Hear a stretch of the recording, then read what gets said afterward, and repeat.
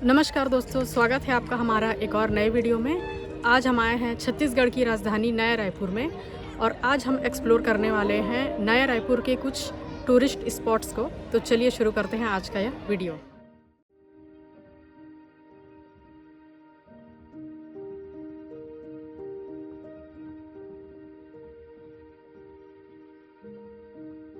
छत्तीसगढ़, जहाँ हर पहाड़, हर जंगल और हर गांव अपने पुरखों की कहानी सुनाता है।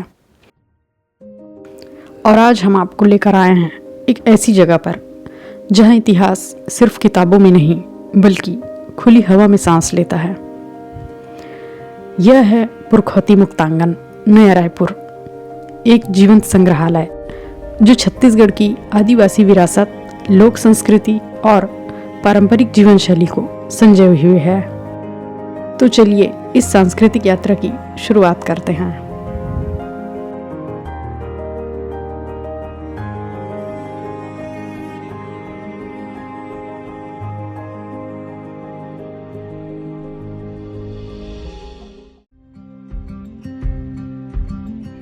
मेन एंट्रेंस से जैसे ही आप अंदर आएंगे तो सबसे पहले आपको देखने को मिलेगा छत्तीसगढ़ी चौक।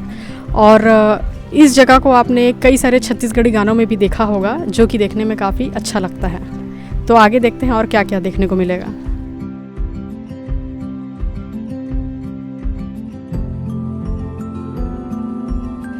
यहाँ बनी हर मूर्ति किसान की मेहनत, कारीगर के हुनर और श्रमिक के स्वाभिमान की कहानी कहती है।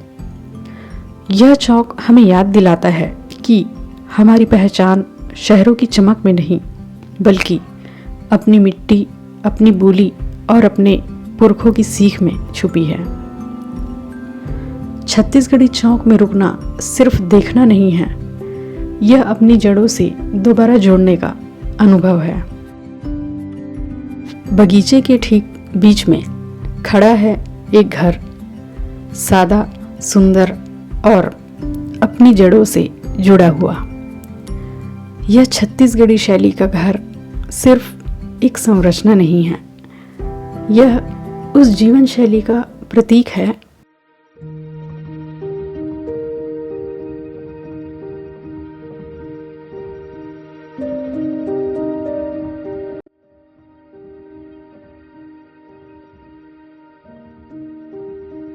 पुरखौती मुक्तांगन की इस सांस्कृतिक यात्रा में अब हम पहुंचते हैं एक ऐसे द्वार पर जो हमें बस्तर की गौरवशाली पहचान से रूबरू कराता है। बस्तर राजगेट।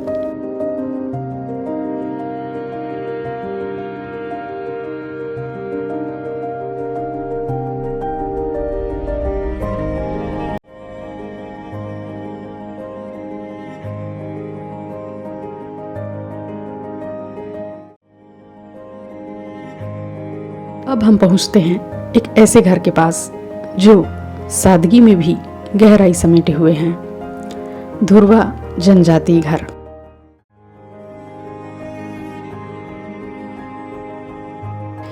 ये जो आप लकड़ियों से बने छोटे छोटे घर देख रहे हैं, इन्हें आप एक तरह से मुर्गी और गाय बैलों के लिए घर समझ सकते हैं। मिट्टी से बनी दीवारें और पत्थरों की बनी छत और खुला आंगन, यह सब मिलकर एक ऐसा संसार रचते हैं जहां इंसान और प्रकृति एक दूसरे के साथ रहते हैं।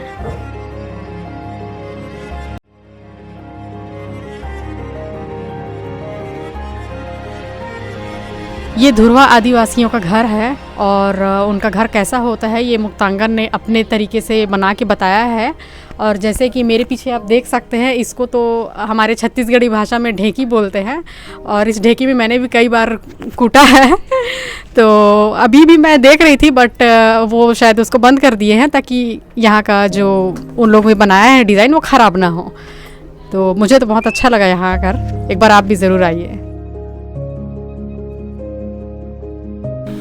तो दोस्तों, ये है मुरिया समाज का घर जो कि हमारे छत्तीसगढ़ के एक आदिवासी है और उनका घर कैसा होता है ये आप देख सकते हैं। ये जो मेरे पीछे दिख रहा है आपको, आदिवासी समाज का किचन ऐसा होता है, और जो कि घर से अलग होता है, आंगन में होता है और यहीं पर खाना बनता है और यहीं पर बैठ के खाते हैं। इस घर को आप ध्यान से देखेंगे तो आपको पता चलेगा कि एक काली लेप लगाई गई है जिसको जानवरों के से लिपाई किया गया है, और इसमें आपको एक विशेष तरह की जो पेंटिंग देखने को मिलेगा। ये आदिवासी समाज में इस तरह की पेंटिंग कहें या एक तरह की कलाकृति कहें जो घरों अंदर बनाने के लिए किया जाता है, उसी का पूरी तरह से नमूना यहाँ पर बताया गया है। आदिवासी समाज में पशुपालन का एक चलन रहा है, हमेशा से ही गांव में पशुपालन किया जाता है, साथ ही साथ मुर्गी पालन किया जाता है, और उसके लिए घर के बाहर एक छोटा सा घर बनाया जाता है जिसको यहाँ पर बताया गया है। काफ़ी सुंदर सा ये माड़िया समाज का घर आप देख सकते हैं, कितना सुंदर साफ लग रहा है, और उनके घरों का दरवाज़ा कैसा होता है आप यहाँ देख सकते हैं, और उनके रसोई में क्या क्या और कैसे चीज़ें होता है आप देख पा रहे हैं। वहाँ एक छोटा सा चूल्हा है जो कि उस तरह का चूल्हा आज भी गांव में उपयोग किया जाता है, जिसे लकड़ी से आग जलाई जाती है और खाना बनाया जाता है। और यहाँ और ऐसा कुछ नहीं बताया गया है। ऊपर देख सकते हैं आप खप्पर, किस तरह से लकड़ियों का प्रयोग किया जाता है। तो इस तरह से है ये पूरे आदिवासी और गांव का एक नमूना कैसे दिखाया जाए, इसी को बहुत सुंदर तरीके से पुरखौती मुक्तांगन में बताया गया है।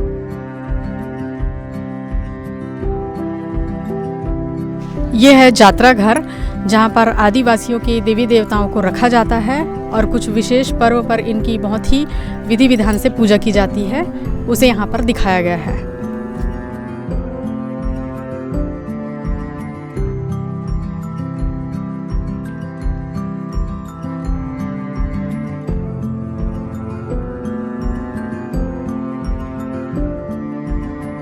आप जो ये मेरे पीछे चित्रकला देख रहे हैं, ये भगवान श्री रामचंद्र जी की कहानी है जिसे यहाँ पर बताने का प्रयास किया गया है। छत्तीसगढ़ में मान्यता है कि जब प्रभु श्री रामचंद्र जी को वनवास हुआ तो उसी काल में वो छत्तीसगढ़ भी आए, तो इसीलिए ये सारी कहानियाँ इस चित्रों के माध्यम से यहाँ पर बताने का प्रयास किया गया है।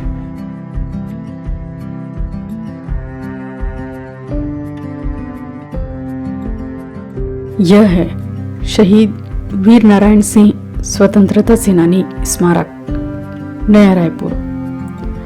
छत्तीसगढ़ की धरती से उठी स्वाभिमान, करुणा और प्रतिरोध की आवाज।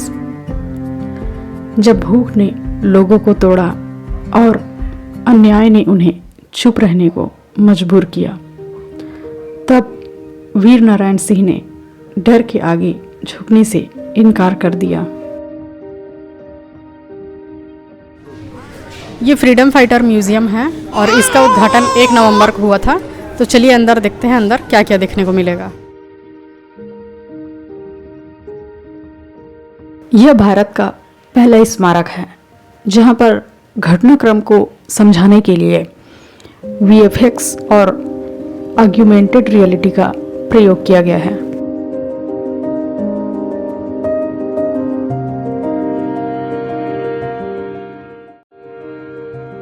इस सेक्शन में आप देख सकते हैं ये मुरिया समाज का घर है और यहाँ पर उनकी जीवन शैली को बताया गया है।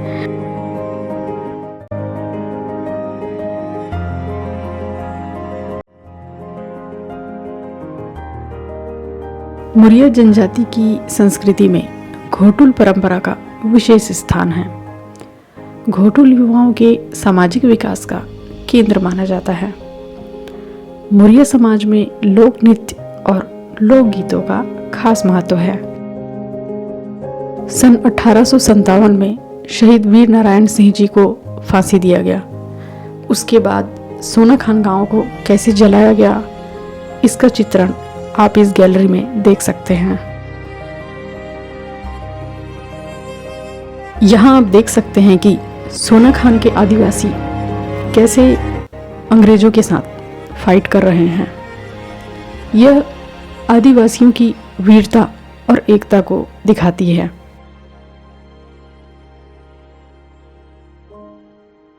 क्या आप जानते हैं कि बस्तर के घने जंगलों में छिपी वह कौन सी चिंगारी थी जिसने भारत के पहले जनजातीय विद्रोह को जन्म दिया? यह कहानी है उस हल्बा विद्रोह की जिसने 250 साल पहले फिरंगियों और मराठों के अहंकार को चुनौती दी थी।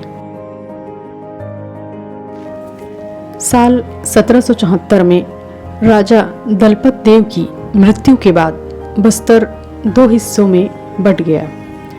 एक तरफ डोंगर के लोकप्रिय गवर्नर अजमेर सिंह थे, जिनके पीछे हल्बा योद्धाओं की अटूट शक्ति थी, तो दूसरी तरफ उनके भाई दरियाव देव, जिन्होंने सत्ता के लिए अपनी माटी का सौदा कर लिया।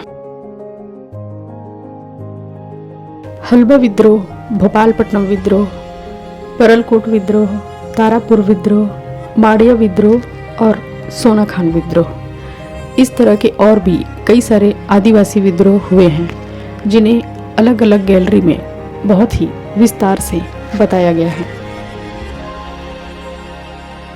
इन सभी विद्रोहों में आदिवासियों ने खूंखार तरीके से लड़ा और अपना सर्वस्व निछावर किया। ये है दंतेश्वरी मंदिर, जहाँ हमने माता रानी के डिजिटल दर्शन किए। यहाँ पर उन्नत तकनीक का बहुत अच्छे से इस्तेमाल किया गया है। अंग्रेजों के सज़ा देने का तरीका इतना खौफनाक था, लोगों के मन में डर पैदा किया जाता था। अपनों द्वारा अपनों को ही फांसी देने के लिए मजबूर किया जाता था। यह तलवार 1857 की सोनाखान क्रांति का तलवार है। यहाँ पर आपको सोनाखान और शहीद वीर नारायण जी के बारे में विस्तार से जानकारी मिल जाएगा।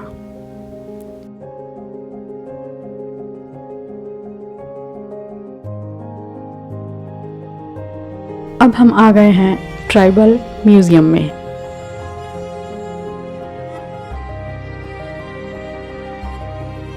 यह पहला सेक्शन है, जनजाति वर्गीकरण। यहाँ छत्तीसगढ़ की 42 जनजातियों को दिखाया गया है।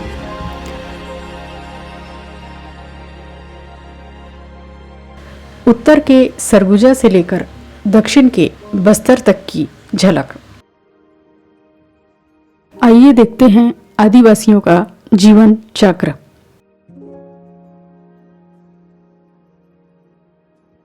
आदिवासियों में जन्म संस्कार कैसे किया जाता है, यह यहाँ पर बताया गया है। यहाँ अंतिम संस्कार प्रक्रिया और समाधि कैसे बनता है, यह बताया गया है। आइए देखते हैं आदिवासी समाज में किन किन बर्तनों का इस्तेमाल किया जाता है। यहाँ आकर ऐसा लग रहा है जैसे हम सच में किसी के घर पर हैं।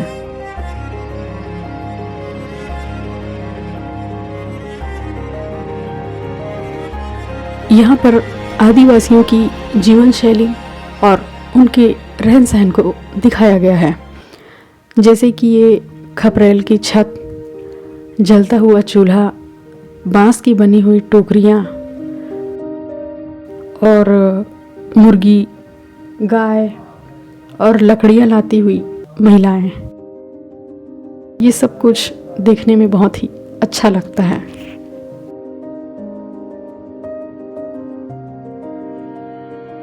यह संग्रहालय छत्तीसगढ़ का आईना है और इसे बहुत ही सच्चे मन से बनाया गया है। आप जब भी यहाँ आएंगे तो आपको ये बात महसूस हो जाएगी। ये बैलगाड़ी का चक्का, ये हल और ये देसी आटा चक्की आपको अपने गांव, अपनी मिट्टी की याद दिला देगा।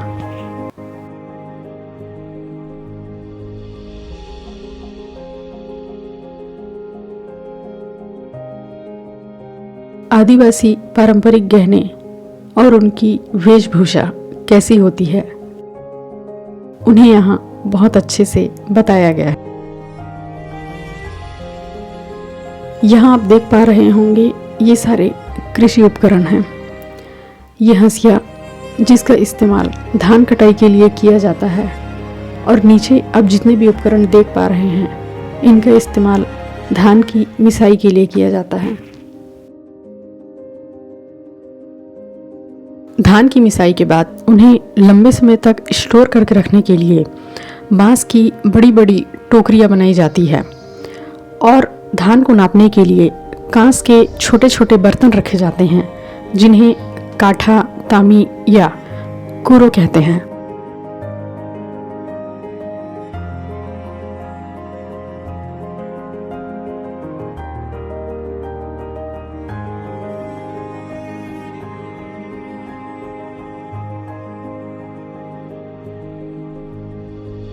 यहाँ आप देख सकते हैं ये सब मछली पकड़ने वाले उपकरण हैं जो कि बांस से बनाया गया है।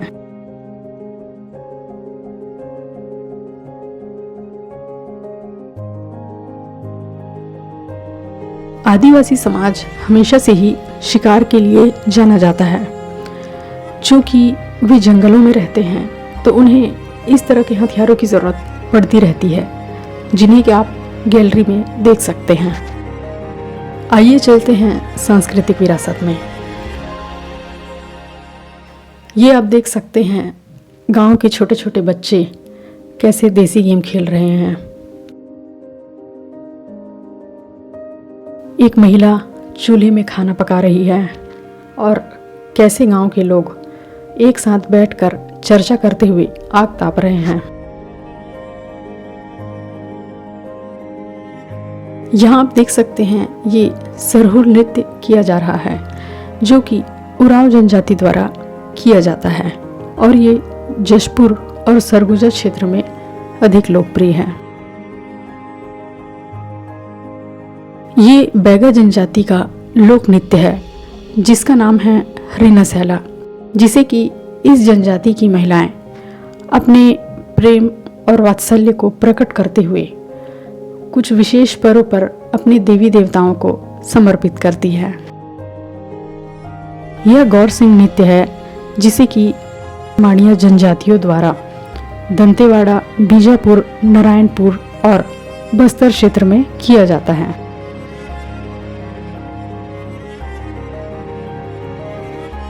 इस सेक्शन में वाद्य यंत्रों को रखा गया है जिनके नाम ढोल, मांदर, टिमकी, मोहरी, झांझ मंजीरा, बांसुरी और भी कई तरह के वाद्य यंत्र हैं जो कि छत्तीसगढ़ के आदिवासियों द्वारा बजाए जाते हैं।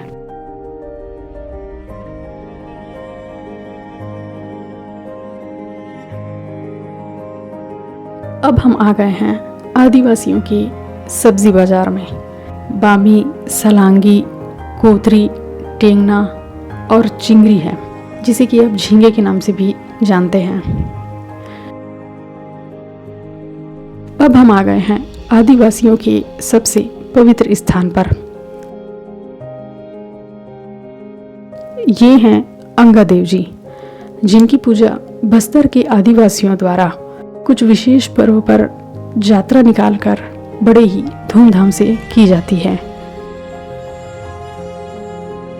छत्तीसगढ़ के आदिवासी कैसे अपने कुल देवी देवता की पूजा करते हैं यहाँ बताया गया है कि कैसे पूजा स्थल की गोबर से लिपाई करके एक छोटा सा चौका बनाया जाता है जिस पर तलवार को रखकर देवी देवता स्वरूप मानकर एक पुरुष बिल्कुल सादे परिधान में धोती और गमछा लपेटे हुए मन में उनकी स्तुति करते हुए पूजा करता है।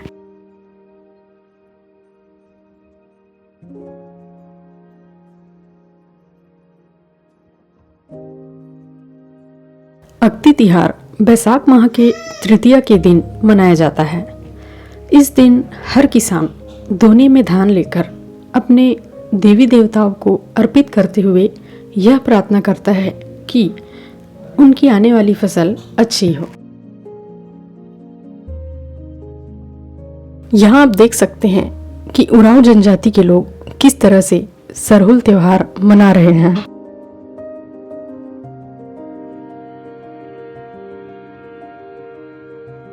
नवाखाई अलग अलग क्षेत्रों में भाद्रपद से लेके दशहरा तक मनाया जाता है। यह छत्तीसगढ़ का बहुत ही लोकप्रिय त्यौहार है, जिसे कि पुष्य पूर्णिमा के दिन बहुत ही हर्ष और उल्लास के साथ मनाया जाता है। तो आप सब मुझे बताइए कि ये कौन सा त्यौहार है और उस दिन आपके यहाँ कौन सी मिठाई या पकवान बनता है। तो आज का वीडियो आपको कैसा लगा ये कमेंट करके ज़रूर बताइएगा, और अगर वीडियो अच्छी लगी हो तो चैनल को लाइक एंड सब्सक्राइब ज़रूर करिएगा।